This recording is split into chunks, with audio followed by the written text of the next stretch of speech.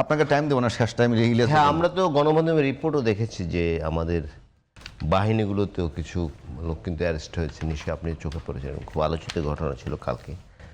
আমি যে পত্রিকাটিতে কাজ করি, টাইমস অফ বাংলাদেশ, সেখানে একটি রিপোর্ট হয়েছে যে 26 জন কর্মকর্তা এবং সৈনিকদের ধরা হয়েছে। এমনি এমনি ধরা হয় না, নিশ্চয়ই কোনো অভিযোগের ভিত্তিতে।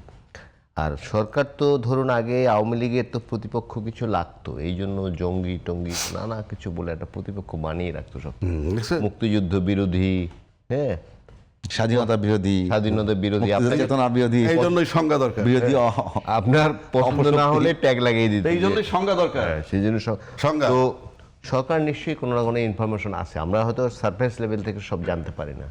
সরকার প্রধান যিনি বা সরকারের কাছে তো বিভিন্ন গোয়েন্দা সংস্থা থেকে রিপোর্ট আসে, এগুলো আশা করি সরকার অ্যালার্ট থাকবে।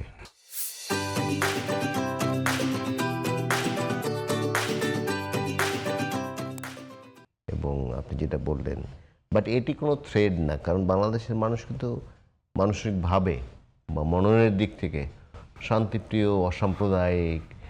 আর জঙ্গিপনা আমরা অবশ্য কিছু দেখেছি গত সরকার আমলে, এই যে মাজার পুড়িয়ে দেওয়া, মাজার থেকে লাশ তুলে এত অসহিষ্ণু একটা সমাজ তৈরি করেছিল ইউনূস সাহেব, আপনি দেখেন 1.5 বছরে।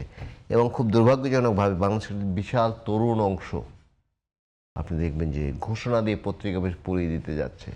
পত্রিকা অফিসের ছাদে অনেক আমাদের সহকর্মীরা আপনারা দেখেছি আমরা, তারা গিয়ে হামলা করেছে বিভিন্ন সময়। সুতরাং এই গোষ্ঠীটাকে কিন্তু দমন করার খুব চেষ্টা করা হয়নি।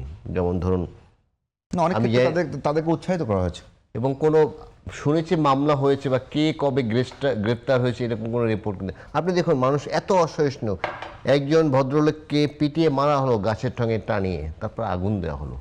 এই দৃশ্য আমরা বাংলাদেশে কোনোদিন দেখেছি?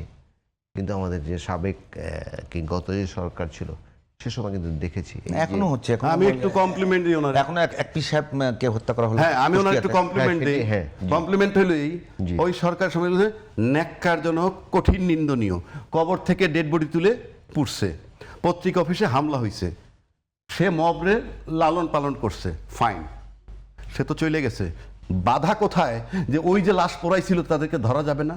বাধা কোথায় যে পত্রিকা অফিসের আগুন তাদের ধরা যাবে না? বাধাটা কোথায়? এইটা আমরা আপনি ধরছেন না কেন? আমরা এই বিষয় নিয়ে অন্যদিন আলোচনা করবো, একেবারে এটা নিয়ে। টাইম শেষ, ধন্যবাদ। তবে সরকার একটা বিশাল সফলতা, আমি এই সুযোগে বলে রাখি 30 সেকেন্ডে, তনু হত্যাকাণ্ডে যারা জড়িত ছিল হ্যাঁ, তাদের কিন্তু চিহ্নিত করা হয়েছে, অলরেডি তাদেরকে রিমান্ডে নেওয়া হয়েছে।